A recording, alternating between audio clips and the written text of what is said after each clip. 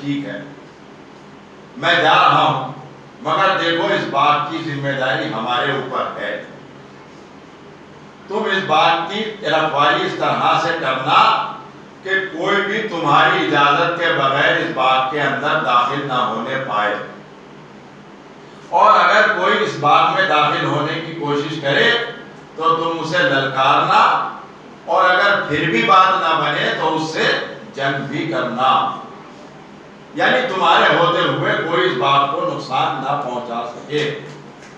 یہ کہہ کر مولا کائنات وہاں سے چلے گئے۔ جناب عباس گھوڑے پر سوار ہوئے اور باغ کے چوگٹ گھومنا شروع کر دیا، پہرا دینا شروع کر دیا۔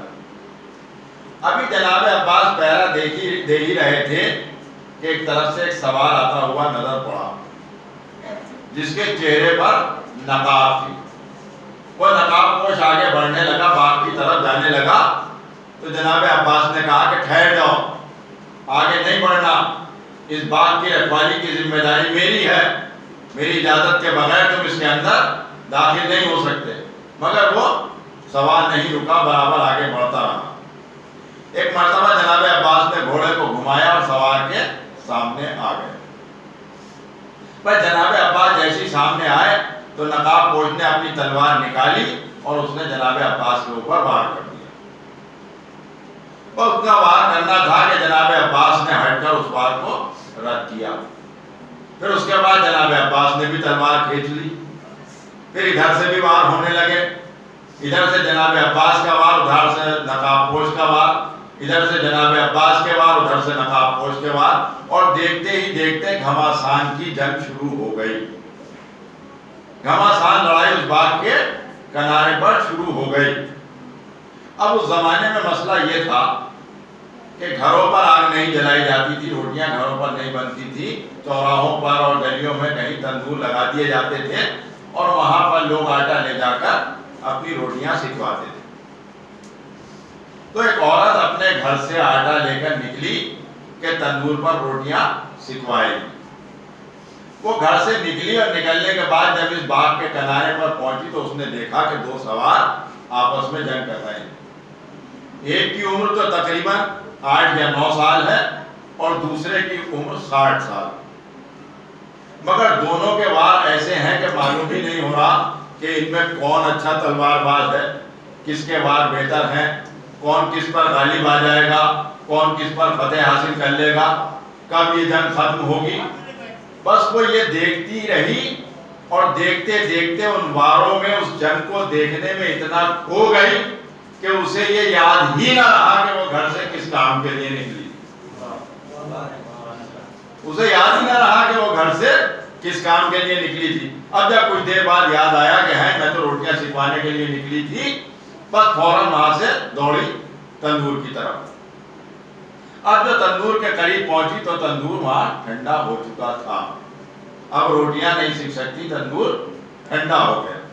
اب یہ بہت مایوس ہوئی کہ اب شوہر کو جا کر کیا جواب دے گی، عرب کا غصہ، بھوکا بیٹھا ہوا ہے روٹیوں کے انتظار میں، مگر کیا کرتی، مجبور اپنے گھر کو لوٹی۔ اب جیسی گھر کے اندر داخل ہوئی تو شوہر بیٹھا ہوا تھا کہ لاؤ جلدی سے روٹیاں لے کر آؤ، بھوک لگی ہے، جلدی کھانا پروسو، میں کھانا کھاؤں گا۔ تو اس نے بڑی مایوسی کے ساتھ کہا کہ روٹیاں نہیں سیکھی۔ اس نے کہا کیوں، روٹیاں کیوں نہیں سیکھی؟ کہا مجھے تندور پر پہنچنے میں دیر ہو گئی۔ اس نے کہا دیر کیسے ہو گئی، تو بہت دیر پہلے گھر سے نکلی تھی، تجھے وہاں تک پہنچنے میں دیر کیسے ہو گئی؟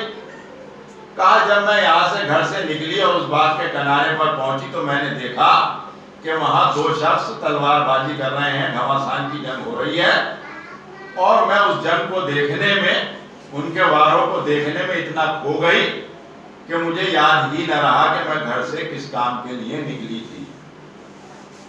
جب مجھے یاد آیا اور میں تندور کے پاس گئی تو تندور ٹھنڈا ہو چکا تھا۔ اب دیکھیے کہ کس طرح سے ان لوگوں کے سیکھنے سکھانے سے دنیا تعلیم حاصل کرتی ہے، ان کے سیکھنے سکھانے سے لوگ سیکھا کرتے ہیں۔ کہا مجھے وہاں تک پہنچنے میں، ان کی جنگ دیکھنے میں دیر ہو گئی اور روٹیاں نہیں سیکھی۔ اب عرب کا غصہ، اور وہ بھی سامنے اگر زوجہ ہو تو پھر کس طرح کا ہوگا۔ آخر کو جیل تیز ہونے لگی نوبت یہاں تک آ گئی کہ عرب نے اپنی تلوار کھینچ لی اور تلوار کھینچ کر زوجہ پر وار کر دیا۔ اس نے جیسی وار کیا زوجہ نے ہٹ کر وار کو رد کیا اور اس کے بعد دوڑ کر گئی اور دیوار پر لٹکی ہوئی تلوار کو لیا اور زوجہ اور اپنے شوہر کے سامنے آ گئی۔ اب ادھر سے بھی وار ہونے لگے، ادھر سے شوہر کا وار، ادھر سے زوجہ کا وار، ادھر سے شوہر کا وار، ادھر سے زوجہ کا وار، اور گھماسان کی جنگ شروع ہو گئی۔ اور عالم یہ ہوا کہ جنگ لڑتے لڑتے تلوار بازی کرتے کرتے یہ گھر سے باہر آ گیا، اور ایسی تلوار بازی ہوئی کہ عرب کے خزانے میں جتنے بھی وار تھے وہ اس نے اپنی زوجہ پر آزما لیے، مگر یہ وار کرتا رہا، وہ وار رد کرتی رہی اور برابر کا جواب دیتی رہی۔ اب جب اس کے خزانے کے سارے وار ختم ہو گئے تو اس نے کہا کہ ذرا ٹھہر جا، جہاں تک میں جانتا ہوں تیرے خاندان میں آج تک کوئی بہادر نہیں گزرا ہے، آج تک کسی نے تلوار نہیں اٹھائی ہے، اور میں نے تجھے آج تک گھر سے باہر جانے نہیں دیا، یہ بتا کہ تو اتنی اچھی تلوار چلانا کہاں سے سیکھ گئی؟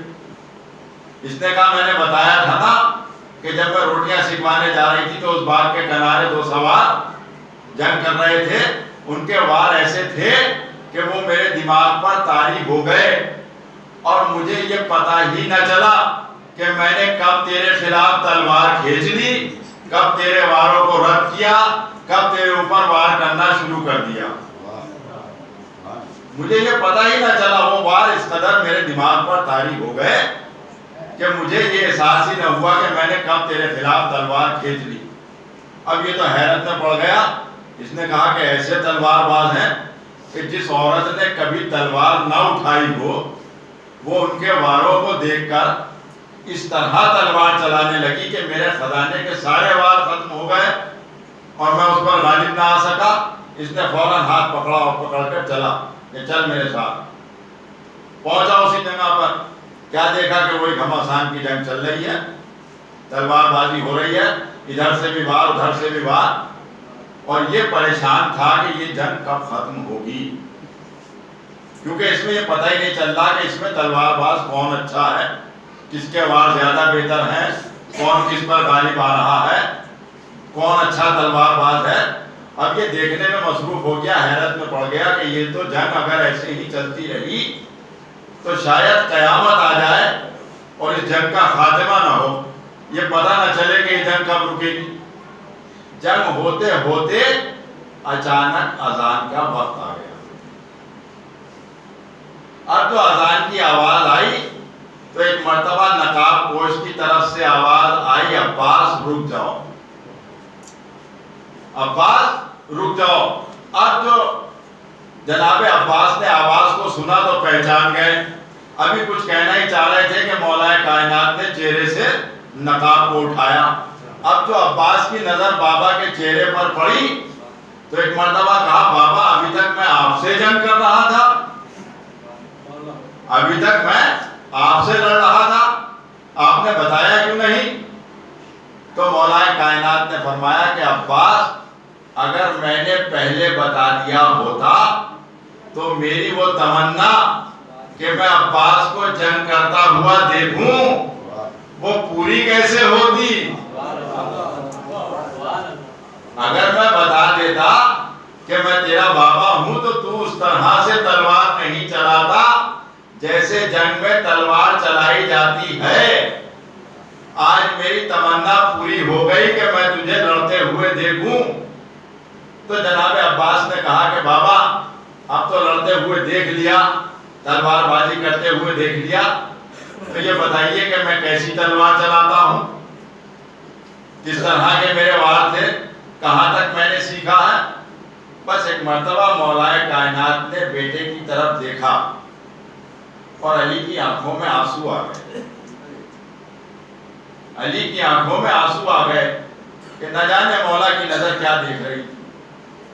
علی کی آنکھوں میں آنسو آئے اور عباس کے چہرے کی طرف دیکھنے کے بعد کہا کہ عباس بس اتنا سمجھ لے کہ علی کی تلوار کے سامنے کسی کا اتنی دیر تک ٹک جانا اس بات کی دلیل ہے کہ دنیا میں تجھ سے بڑا بہادر اور کوئی موجود نہیں ہے۔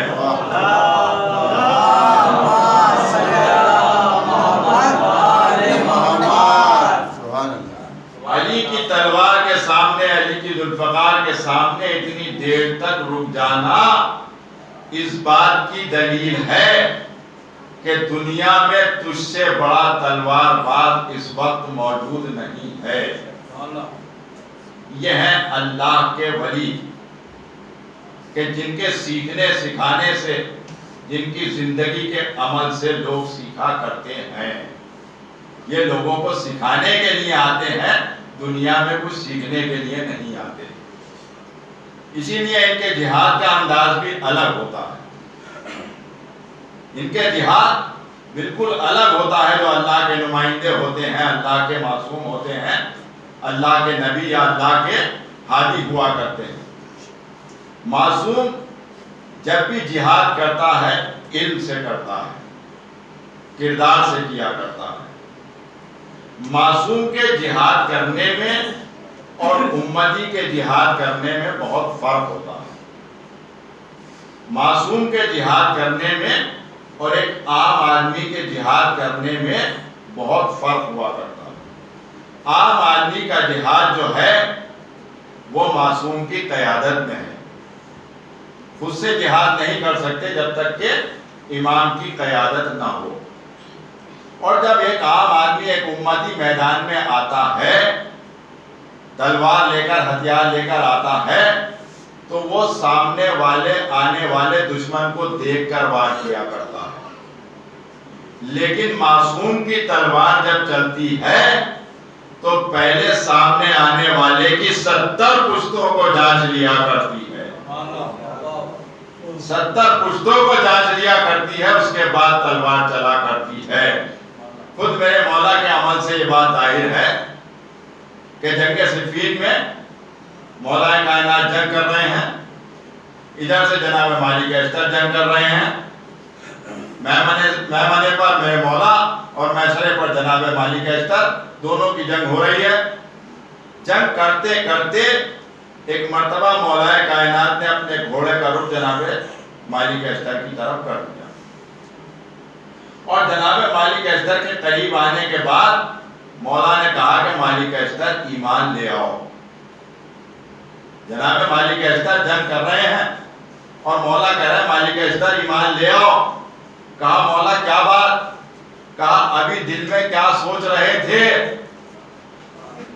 جناب مالک اشتر کے دل میں یہ خیال آ رہا تھا کہ آج میں نے مولا سے زیادہ دشمنوں کو مار لیا، آج میں نے گنتی میں مولا سے زیادہ دشمنوں کو مار لیا۔ تو مولا نے کہا ایمان لے آؤ، اس لیے کہ مالک اشتر تمہارے سامنے جو بھی آیا تم نے اسے تحقیر کیا، تم نے اس کے اوپر تلوار چلائی، لیکن ہمارے سامنے جو بھی آتا ہے ہم پہلے اس کی 70 پشتوں کو دیکھ لیا کرتے ہیں، کہیں کوئی مومن تو نہیں ہے، کسی مومن کی رگ حیات تو منقطع نہیں ہو رہی ہے، اس کے بعد ہم تمہاری کیا کریں۔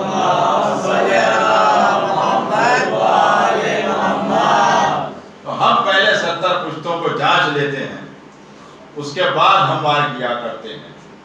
اور عزیزان محترم، معصوم کے جہاد کی احتیاط یہ ہے کہ معصوم صرف اور صرف گستاخ کو سزا دیتا ہے۔ معصوم صرف اور صرف خطاوار کو سزا دیا کرتا ہے۔